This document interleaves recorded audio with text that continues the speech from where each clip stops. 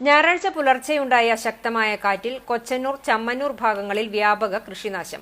ചമ്മന്നൂർ അറക്കൽ മുജീബ്, അബ്ദു, ഷനോജ്, എരണ്ടക്കട്ടയിൽ ഖാദർ, കൈപ്പടയിൽ മുസ്തഫ, മുപ്പടയിൽ റഫീഖ്, പരത്തിവളപ്പിൽ ചന്ദ്രൻ എന്നിവരുടെ കൃഷിയിടങ്ങളിലാണ് വ്യാപകമായി കൃഷിനാശം ഉണ്ടായത്.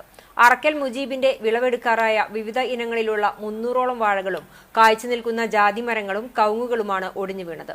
ഓടിട്ട ക്വാർട്ടേഴ്സിന് മുകളിലേക്ക് തെങ്ങ് വീണ് ഓടുകൾ തകർന്നു. ചുമരിനും നാശനഷ്ടം സംഭവിച്ചു. ചമ്മന്നൂർ ഷനോജ് അബ്ദുവിന്റെ വീട്ടിലെ നിരവധി വാഴകൾ, കവുങ്ങ്, ജാതി, മാവ് എന്നിവയും ഒടിഞ്ഞു വീണു.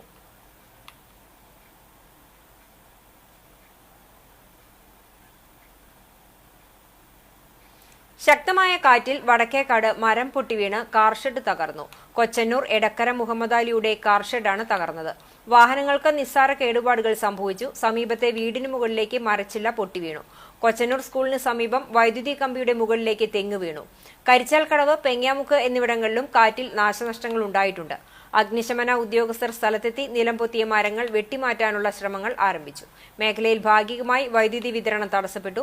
ചമ്മന്നൂർ വേലായുധന്റെ കമല കേബിൾ നെറ്റ്വർക്ക് OFC കേബിളിന് മുകളിലേക്ക് മരം മുറിഞ്ഞു വീണ് ഇന്റർനെറ്റ് കേബിളിൽ സംവിധാനവും തകരാറിലായി. കേബിൾ ജീവനക്കാർ സ്ഥലത്തെത്തി പ്രശ്നം പരിഹരിക്കാനുള്ള ശ്രമം തുടരുന്നു.